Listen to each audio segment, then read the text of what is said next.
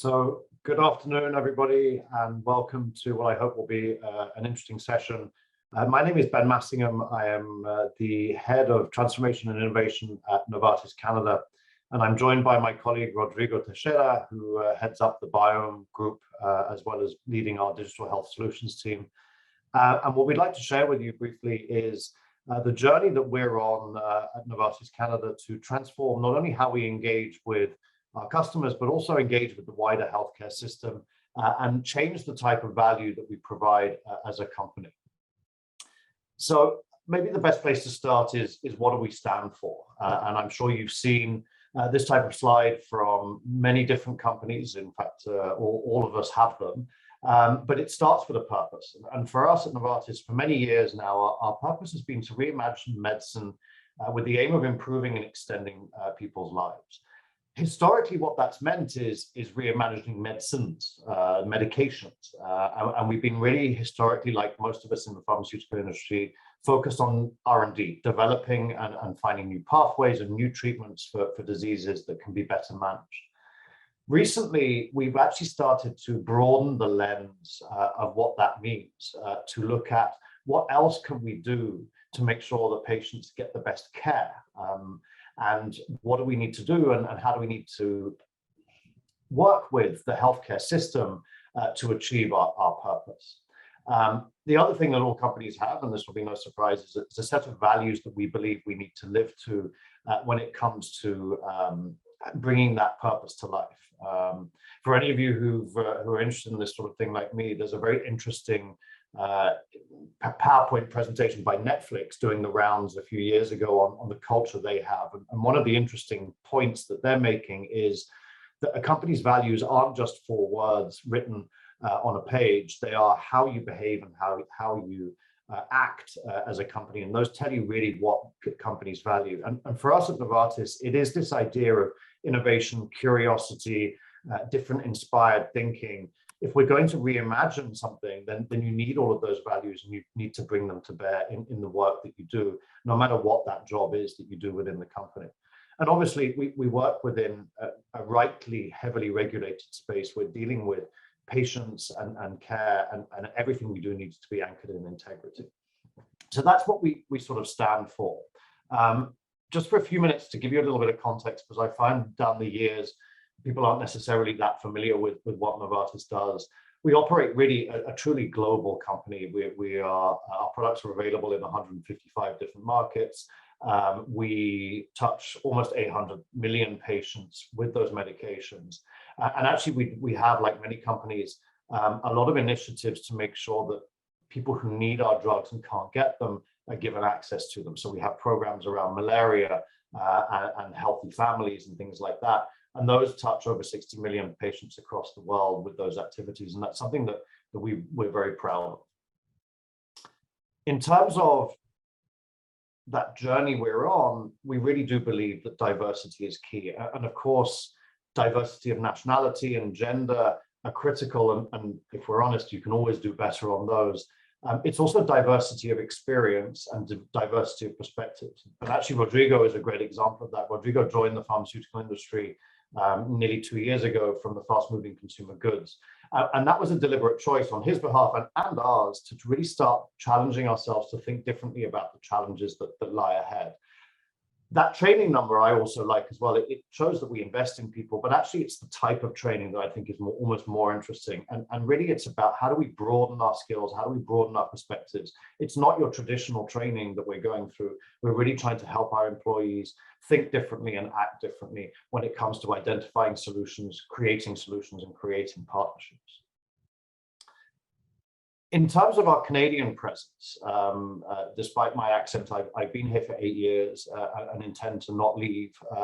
In fact, we're in the process of trying to get Canadian citizenship, and then I'm told that the accent will disappear. But in terms of Novartis Canada, we're mainly Montreal located historically, but we're actually in the process of opening an office in Toronto. And we also have our Advanced Accelerator group based out of Mississauga. And that's a deliberate choice, again, in the service of diversity, but also to allow us, as Rodrigo will tell you, to better integrate into what is an amazing but very geographically dispersed innovation ecosystem in Canada. So we feel that having presence in at least two, and hopefully we'll do one out west in the not too distant future as well, to increase our footprint and increase the engagement we have in some of the key ecosystem provinces in terms of that innovation network. This is another slide that a lot of us will have whenever you go to corporate presentations. I'm deliberately not going to go through it, but we have 5 key strategic pillars, and I want to focus on 2. The first one is this idea of delivering transformative innovation. As I said, historically, we've been really great at R&D, but now we want to ask ourselves the question, how can we use technology and how can we use technology partnerships to deliver healthcare system innovation? It's not just about drug innovation. So that's a key mantra for us. And the second one is go big on data and digital. The reason that's critical is I don't believe, and we don't believe, that you can bring that healthcare system innovation to bear without a good understanding and a good strategy around data and digital. How can we use, together with the system, the data that exists both in the healthcare system and outside it in patients' own repositories to identify, to activate, and to better treat patients is a question that we really are starting to think about deeply. Sorry, I'm having some technical difficulties. There we go. So the 3 things that we worry about within the Novartis Canada area is how do we improve the patient experience? And I'll maybe pause here and tell you a personal story to illustrate what we mean by a complex experience. I'll skip to the end. I'm fine, and this was not a fun journey, but I'm genuinely well. But about 2.5 years ago, I was running across the road, like many of us, to go to the SAQ, which is the Quebec LCBO, to buy some much-needed pandemic wine. And I nearly got hit by a car. And the reason I nearly got hit by a car is my legs didn't work. I wasn't able to run the speed I was at. Now, I tried to go and see my family doctor. That wasn't possible. Now, I'm very privileged and lucky through my work. I have access to private healthcare. So I was able to see a doctor when I wouldn't necessarily have been able to. That doctor didn't really know what was happening and referred me to a neurologist. And the neurologist had an 18-month waiting list. Now, what you guys don't know about me, in fact, you know very little about me, other than that I can't cross roads fast, is that I used to be the neuroscience franchise head. So I have good connections into that. So I was able to call a neurologist friend of mine and say, look, I can't get to a neurologist. Can I see you? And he said, no, I'm an MS specialist. You don't have MS, but let me see if I can help. And through that connection, I was able to see a neurologist. And thank goodness I did, because I ended up having an MRI and they found a benign tumor in my spine and I needed surgery. Even then, with that, I phoned up the surgeon that I was referred to. I wasn't even able to speak to anyone. I had to leave a message, and the message said, don't phone back for 18 months because that's how long my waiting list is. And that isn't their fault. Like, the system is just a little overburdened, it's overloaded. And the reason I'm telling you this is because we can all do better. And it's not just about expecting doctors to work longer hours. But even me, with the education that I have in terms of how the healthcare system works and the privileges that I have in terms of access and connections, I had to really navigate and push for that. And actually, it was critical that I did, because once I'd had the surgery, the surgeon said, it's really lucky you did those things because in 6 months you would have been paralyzed. Now, I don't want sympathy, but what I think it's important to understand is if I hadn't done those things, I would have had a terrible outcome. And most people don't have the opportunities and the channels that I did have available to me. And so that's why I think it's critical that we start to think about, as an industry and as partners, how do we get the right patient to the right place at the right time so that they get the care they need when they need it. And there's a whole host of different approaches on that, and we'll talk a little bit about some of them. The second part of this is also around budgets, and it costs money. So how do you spend money as a healthcare system, and where do you put your resources? The pandemic has put even more pressure on this. And one of the topics of conversation, rightly so, is drug spend, drug prices, drug budgets. But one thing we've learned, and I learned it when we were launching a migraine drug, is that it is a challenge, and we need to be part of that solution. But it's not the only challenge. when we launched a new migraine drug, the first new migraine treatment for about 20 years, there was phenomenal unmet need in the market. Patients were lining up for this. And we gave it away for free. And yes, that made us feel good, but it was really to make sure that the system could cope. And the system couldn't cope. There were 1 million patients who could benefit from better treatment. And after 6 months, only 10,000 of them had got onto a new treatment. And that told us that there were real challenges in the way that care is delivered, the way that the process is managed. And it motivated us to really shift our thinking away from how do I get more people on our drug to how do I get more people in front of the right doctor at the right time. So that's really some of the background as to why we as a company are taking these steps to change the types of value that we do. We're not going to stop being a great R&D company, but we can't just be that anymore. And that's the realization we've come to. So in order to do that, and if I was to summarize, we want to make sure that we are delivering the right care to the right patients at the right time. And that's a radical and huge transformation for us as a company, but also for the pharmaceutical industry as a whole, excuse me. But actually, when you look outside, again, broadening these perspectives, I take inspiration from other areas, other companies who've made actually more radical changes. And the one that I like most is the story of John Deere. So I don't know if you guys, probably some of you own John Deere tractors, but 20 years ago, John Deere was a tractor company. Today, they have more software engineers on their payroll than they do engineers. And the reason for that is they made a decision to move away from selling tractors to providing an opportunity for personalized plant care for farmers. So they strapped cameras to all of their tractors. They analyze individual parts. They gather and huge amounts of data, and then they provide recommendations through great algorithms. And actually, I think that's a great proxy for what the healthcare industry needs to do. We need to look at our patients on an individual basis. We need to gather data, both existing and generate new data, analyze that, and create a personalized care program. And I think that the industry, the pharmaceutical industry, has a part to play in that, but we can't do it alone. And that's going to be the key. We need to work with the system. We need to work with new innovative types of companies to bring to bear different types of technology. And we need to work with all of you guys. And if we do that, then everybody, the patient, the doctors, the system, and the pharmaceutical industry will all benefit from that change. So hopefully that makes a little bit of sense to you and resonates. What I'd like to do now is I'll hand over to Rodrigo, and he'll tell you more about what concrete things we're doing, in particular, what the biome is and how it aims to help us on this journey of transforming the delivery of healthcare together with the healthcare system and together with other partners. So Rodrigo, over to you. Thank you so much, Ben. Great inspiring challenge that we have ahead of us. So if you think of the biome and like how the biome is trying to be a catalyst for this transformation within the Canadian, but as well as the global healthcare system, the biome is an entity that sits kind of like the cross section between all of our deep science expertise, as well as the digital healthcare ecosystem. And then we are able to be that bridge that connects our priorities for our customers, our priorities and the priorities for patients, which is the most important, so we can improve healthcare systems.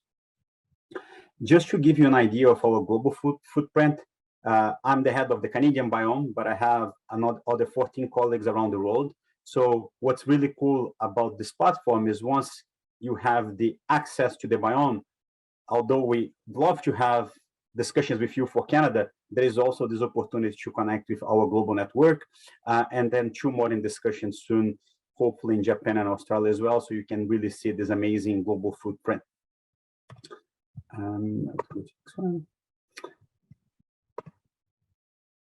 And the way we have been engaging with different stakeholders, and you see a concrete example in a minute, is through this co-creation journey, right?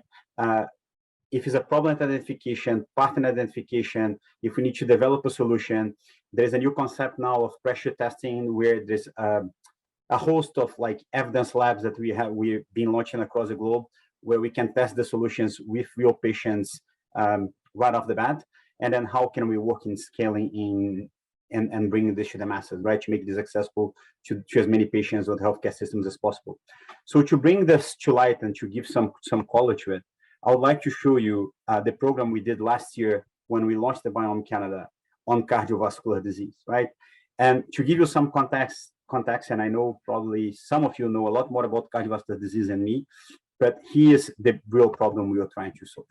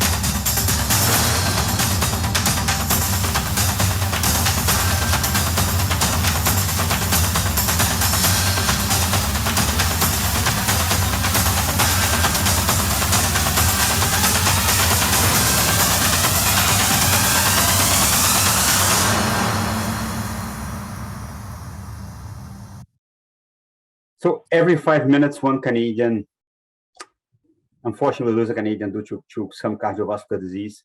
And when I joined Novartis about a year and a half ago, this for me is just not acceptable, right? Like we need to come together as a community to find a way to improve those stats. And where we go, everyone says, yes, together we can stop this. The question is always, the challenge is how do we bring everyone together to have an open and transparent conversation, to build true coalitions, to move a challenge like that. So last year, we launched the Biome Summit across Canadian, pan-Canadian in activity, where we started in Edmonton to Toronto and then finished in Montreal, where we hosted VIP roundtable with 15 key opinion leaders in each province. And then we had also community sessions where everyone could engage and really rally behind the cardiovascular disease challenge that we have in Canada, right? And when we did that, we were very intentional on the types of discussions we wanted to have, right? We know that the problem of this scale cannot be solved alone. So the question is, how do you drive, one, the right topics and conversations, and you bring not just your traditional healthcare ecosystem partners, but how do you expand that beyond so we can have learnings from other industries, similar to what Ben just described it with John Deere. We deliberately chose to talk about how can we co-create conditions for more proactive and equitable management of CVD. How can we improve the patient experience, or what we call the patient journey, right? And data and digital can play such a big role around this. And then finally is, we know healthcare systems are challenged with so many priorities, and COVID has just exploded all of them. How can we create more public and private partnerships so we can move the needle on some of those aspects? So what I'm really proud of from the work that we did last year, for the first time, and I heard from my colleagues around the world that work at Novartis as well, they haven't seen this. We have been able to put this group of people together in the same room to discuss the challenge and to drive solutions around cardiovascular disease. So you have Novartis, but you also have the AWS, Shoppers of Mart, ABCX. On a provincial level, you see we had participation from 7 different ministers throughout the program across the 3 different provinces. And what's really close to my heart, the patient associations, right? We had 7 different patient associations bringing the patient voice to the table. I learned something really interesting in these industries. Don't talk about me without me, and then they were right there with us to have the discussion all across the board. Now, this is it's a lot of information to digest. So let's look at a quick video to see how all this program went, and then after I'll show you some of the key takeaways and some of the initiatives that has been driven after this program.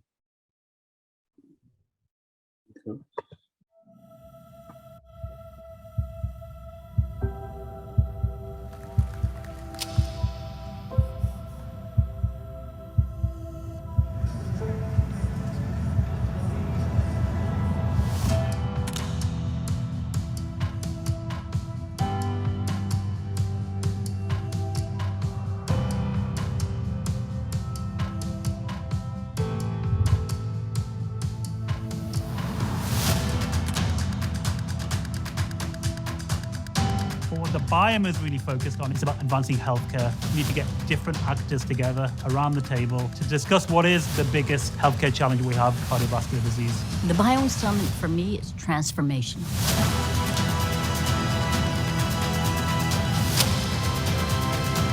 The Biome Summit will contribute to catalyze change. It's an ecosystem. We should all be entitled to the best access, the best care possible.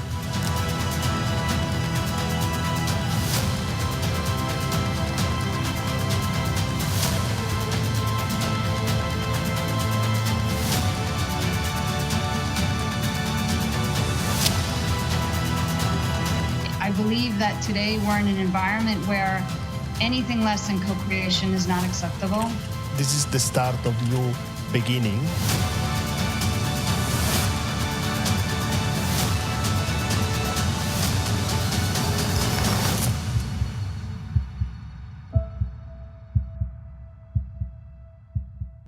So yeah, just gives you a little taste and a little sense of how this went through. Most importantly, at the end of this journey, there were 5 areas that we agreed, quote unquote, as a group that need to be addressed so we can improve cardiovascular disease in Canada. Of course, leveraging data and digital, it's a key one of them, is strengthening the care of the community, right? Like how can we remove some of the pressure at the healthcare, like the hospitals, so we can have access to more patients to get the right care at the right time. Behavioral science it's a big thing. We all humans, so there is also the science behind of why we make decisions and why we do things and why we don't, that we need to address around cardiovascular disease. How can we amplify the cardiovascular disease stories? And at the end of the day, we all believe that we need to create this coalition because together we can just go much farther.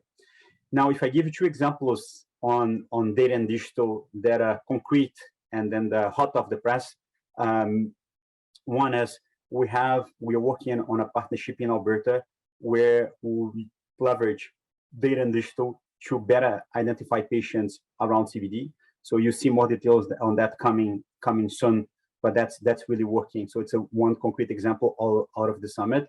And the other one for Ontario and Montreal, we are working on a project at 2 to 3 big healthcare locations where we can also leverage data and digital to improve, again, patient identification, patient activation, as well as monitor some of the CVD outcomes, because it's just not acceptable today that, unfortunately, every 5 minutes, we could lose a Canadian due to cardiovascular disease. So concrete examples after all this program that everyone is rallying behind. And how are we going for 2020? Sorry about that. Technical challenge here on Zoom, getting used to it. Before we talk a little bit about what we're going to do and what we're going to focus on 2022, and I'm happy to invite you all to get in touch with Ben and I if you want to be involved or get involved. But let's just hear for some of the people who participated in the Biome Summit last year to hear some of the feedback on how the experience went.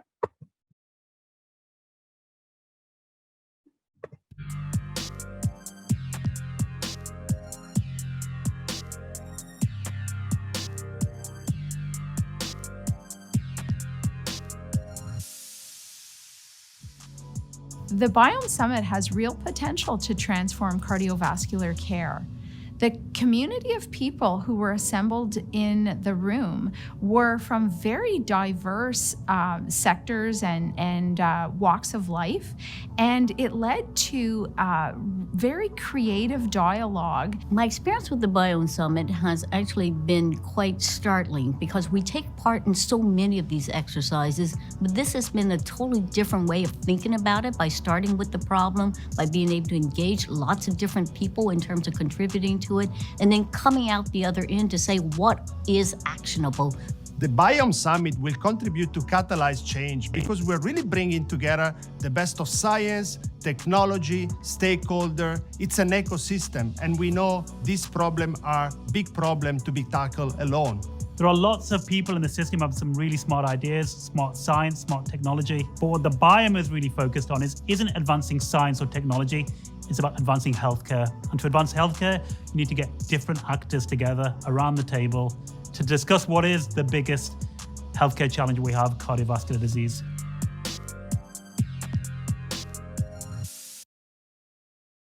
Yeah, so we're super excited with all of the feedback we have received for all the customers and partners. If any of you were here today, so thank you for joining us last year.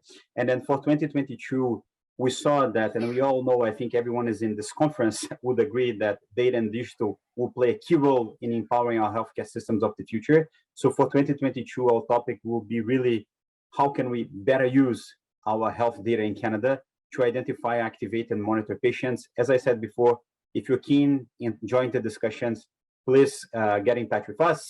You can find me on LinkedIn or reach me through the virtual platform here, and I'll be happy to have a discussion on how we can collaborate. And on that note, I'll say, let's shape the future together. Thanks for your time. And I don't know if there are any questions, but maybe Ben, you can come back to screen and we can take any questions that may have. Yeah, thanks, Rodrigo. And if anyone has any questions, I'm reliably informed you can put them in the chat and we'll be able to see them and answer them. While we give you a second to do that, also just remind you that there's some upcoming symposia that should be interesting stuff. So I'd encourage you to attend those. While we wait for the questions, maybe Rodrigo, it's a little unfair because I didn't warn you. I'll ask you a question. And on your last slide, you had identify, activate, and monitor.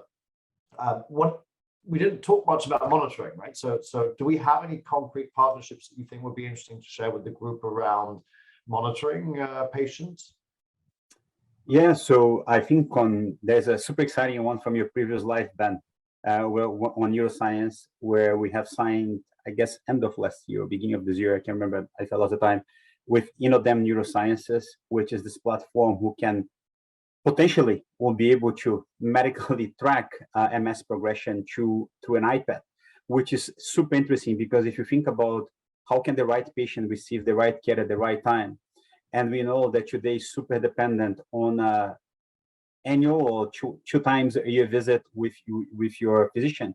But if you can take that and then you can monitor at home through your iPad and know that today, Rodrigo, you may need to see your doctor because your MS progressing versus Ben, you can wait another 3 months because you've been good. Can you believe how much efficiency we can bring to the healthcare systems? We can really change the game in neuroscience with that partnership. I know the Erin and her team are working really hard on it, and I'm looking forward to see the results of their medical study and then how we'll make huge impact to patients in Canada. Yeah, it's interesting that you highlighted the efficiency piece because if I'm honest, when I first heard about this, I got very excited about the potential of better understanding an individual patient's journey and making better treatment decisions. And that's huge in of its own right. But then we quite quickly evolved the conversation when we spoke to doctors. They were like, that's amazing. Then there's for everyone who isn't doing well, there's probably 2 or 3 people who are doing well. And it's not that I don't want to see them, but I don't need to see them as frequently. So you're actually able to spend the quality time that the doctors have on the people who need it most. And one thing I've learned about Canada is how big it is. So just to make a fool out of myself, when I first landed, I had to fly to Edmonton and I nearly missed my flight. So I thought, if I drive overnight, it's a really important meeting, I'll get there. I plugged it in 27 hours. Now, patients aren't driving 27 hours, but a lot of them are driving 3 or 4. And if you have a condition like MS or any other disease that's chronic, that's not easy to do.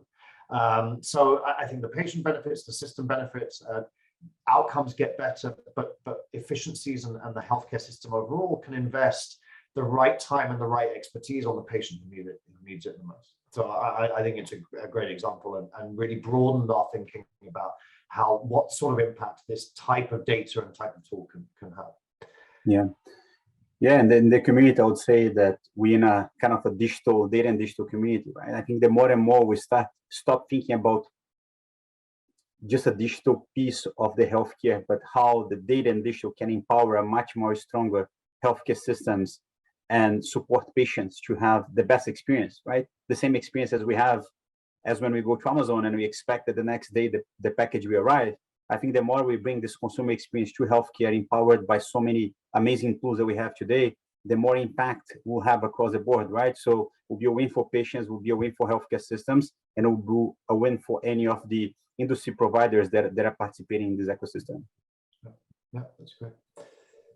So there don't seem to be any questions coming through. We had a nice comment from Tara, so thank you. It's always nice to know that it was well received. I don't know if there's any one of our sort of digital overlords who can see questions that I can't see, but maybe I'll give it a couple of seconds. And if not, maybe give you a 15-minute coffee break that you didn't know was coming. Feel like an auction of going once, going twice, sold to the coffee break. So thank you very much, all of you, for your time and attention and for the opportunity to speak to you today. I wish you all the best for the rest of this meeting, and hopefully look forward to connecting with some of you soon. Have a great day. Thanks, Rodrigo. Thank you, Ben. Thank you, everyone. Bye. Bye.